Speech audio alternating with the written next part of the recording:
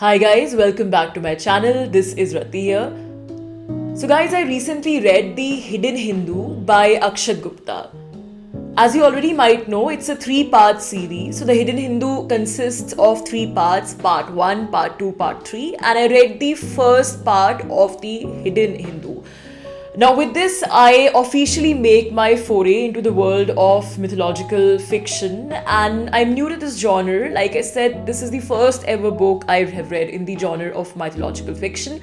So, I'm very excited and looking forward to reviewing it, to talking about it. And let me warn you in advance, my review is going to be very raw and unfiltered because, like I said, I am new to this genre, and I'm hoping that I can give you an honest and candid first hand impression of this book. So let's check out the cover of the book. This is the cover of the book, The Hidden Hindu by Akshat Gupta. And as we can see, the title itself is very, it's kind of a very mysterious title, which doesn't give you a lot, which doesn't reveal the plot of the story, but it, it kind of makes you construct a premise in your head that the book has got to do something with Hinduism, the book has got to do something with Hindu Dharma, and probably, there'll be something about the scriptures, there'll be stories from the scriptures which will be a part of the book. And also the phrase hidden Hindu, the term hidden which has been used along with Hindu is kind of, very subtly provocative. And the cover, I really like the cover image. The cover image itself gives you a very kind of a Hinduism meets technology and science fiction. It gives you those kind of vibes, and it kind of makes you want to read the book. So coming to the story itself, as we move on to the book, The Hidden Hindu by Akshat Gupta is the story of Om Shastri, a man named Om Shastri. And this man is, described rather dramatically within the opening sequences of the book itself. He has matted hair, and he has, he has ashes, bhaboots smeared on his chest, and those dreadlocks and matted hair. The narrative voice tells you that Om Shastri is of around 40 years of age, but he looks almost ageless. So I think the way Om Shastri's character is constructed in the opening sequences of the book itself, that is very fascinating. And to be honest, when I started reading this book and I knew nothing about this character, the description of Om Shastri with those matted hair and dreadlocks, which was being provided to the reader, it made me instantly think of Lord Shiva. And I actually thought that maybe in this book, Om Shastri is being portrayed as a contemporary avatar of Lord Shiva, or maybe there's some connection with Lord Shiva. But I was mistaken, because as you go on reading the book, you come to know other things about Om Shastri which are different from what I was originally thinking. So I don't want to reveal much of the plot of the book, but just in a nutshell, so this is the story of Om Shastri, who is brought to an interrogation facility, and we have a very modern setting, full of doctors and psychiatrists and all sorts of technology workers in this kind of modern, sci-fi kind of interrogation center, where this man called Om Shastri is being interrogated, and they want some crucial piece of evidence from him. Now, what do they want from him and why he's being interrogated? For that, you have to read the book. But they're basically, he's being heavily he's being administered a heavy dose of narcotics, and he's being interrogated. And since he's very unconventional looking, and they think he's dangerous, so he's literally tethered onto the table and he's being interrogated. Now, during the course of his interrogation, Om Shastri reveals a lot of things about, a lot of things about himself, his own life, which do not fit the modern worldview of the interrogators. And first they are amused, and they kind of mock Om Shastri and what he's telling, and think he's mad and just cooking up some gibberish. But later on, they're almost shocked when certain happenings confirm what he's actually telling about them about his identity. So Om Shastri basically claims to the interrogators as he has been through all the four yugas, the Satyug, Dwapar Yug, Treta Yug, and Kal Yug. And also when they do further research on his identity, on his identity in the modern world itself, they are baffled by the fact that there exist multiple people with the same name, with the same name Om Shastri in different parts of India, in different states of India at different periods of time. So clearly, even going by the modern day scenario, they cannot make sense of Om Shastri's identity or who Om Shastri is rationally. And the last straw, as it were, is that Om Shastri claims to be immortal. He says that, he is immortal and he's a part of the 7 immortals of the Hindu Dharma. Now, those of you who know about Hindu epics, you would know that there's 7 immortals in Hindu mythology. One of them is Hanumanji, then one is Ashwathama, and there's several others. If you just Google 7 immortals in Hinduism, you would know what I'm talking about. So Om Shastri's claim that he's immortal and that he can never technically die baffles the interrogators, and they're shocked. During the course of his interrogation, Om Shastri reveals a lot about his connections with the Ramayana, the Mahabharata, and how he was connected with various characters of the ancient Hindu scripture. So this is pretty much the gist of the story, the plot of the story. Now, what happens to Om Shastri? Where does the interrogation take him? Why are they after him? For all these things, you have to read The Hidden Hindu by Akshat Gupta. So the narrative is very compelling. The way the book is written, it's really compelling. I read the book in 2 sittings itself.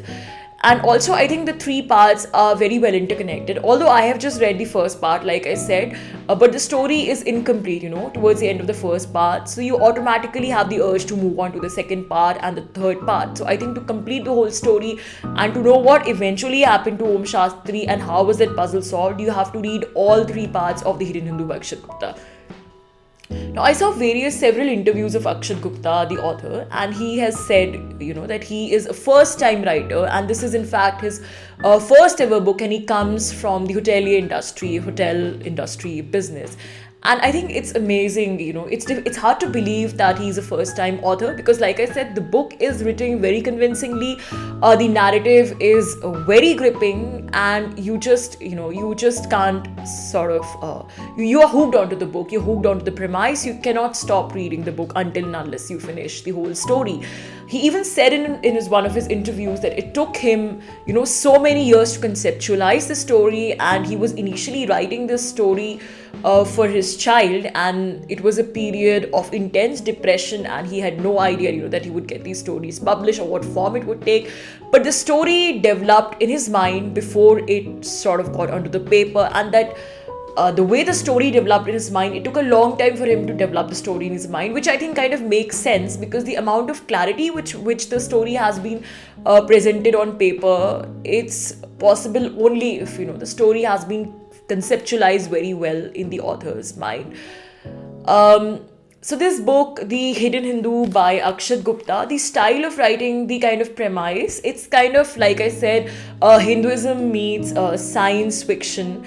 And there are these elements of technology in the book, and it's a little bit different in that sense from the usual mythological fiction books that are written, because usually what you see in mythological fiction books is that the setting is fantastic, the setting is supernatural, and if you're talking about an ancient era, then the characters are a part of that era, either new characters are invented or existing characters from Hindu epics are taken or whatever, but generally the authors try to recreate that era of the bygone times.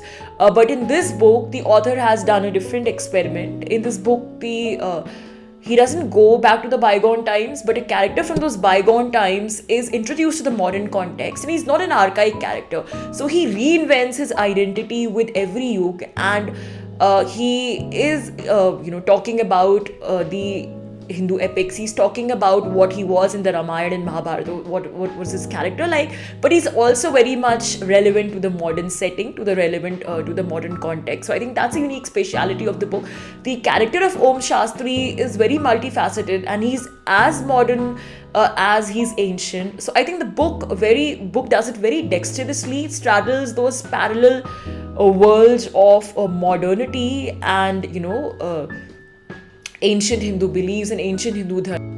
And as the narrative progresses, you can see that the modern people who are there in that interrogation room, the psychiatrists, the doctors, and all other workers, the tech guys, whoever is there in that interrogation room. Initially, those people who are mocking Om Shastri and what he's saying, then they gradually get convinced of Om Shastri's beliefs, and this, in a way, kind of is a reaffirmation of the age-old values of Hindu dharma, what is being said in ancient Hindu epics. So the mockery, the mockery is slowly displaced by it's first displaced, by a kind of a initially by fear, yes, because these people are a little bit scared and intimidated by Om Shastri since they can no longer understand him and he doesn't conform to their rational worldview. But the fear also is slowly and gradually, as you move towards the end of the book, the fear is replaced by a certain kind of a trust and a certain kind of reverence for what Om Shastri is saying, and the stuff about ancient Hindu epics that he's talking about. So this, in a way, is also a novel about the the kind of the acceptance of Hindu dharma, the acceptance of the age-old principles of the age-old civilizational ethos and culture of Hindu dharma by the modern civilization, by the modern people in a modern setting and in a modern context. So overall, I definitely recommend that you read The Hidden Hindu by Akshat Gupta, and I would suggest that you read all three parts together, because I think it really makes sense for you to know the entire story, and to know the entire story and to know what happens till the end, you have to read all the three parts in tandem. And it's not a very expensive book also, either. I bought all the three parts together on discount, and it was, for less than $500. So it's quite a reasonably priced book, a thoroughly entertaining book, and it also makes you think about, a lot of things about culture, civilization, and modernity, and the exciting points of intersection between all these things, between all these facets. So thank you so much, guys, for listening. That's it for today. If you like the video, please do subscribe to the channel, and please do press the like button. Thank you so much for listening. Bye for now.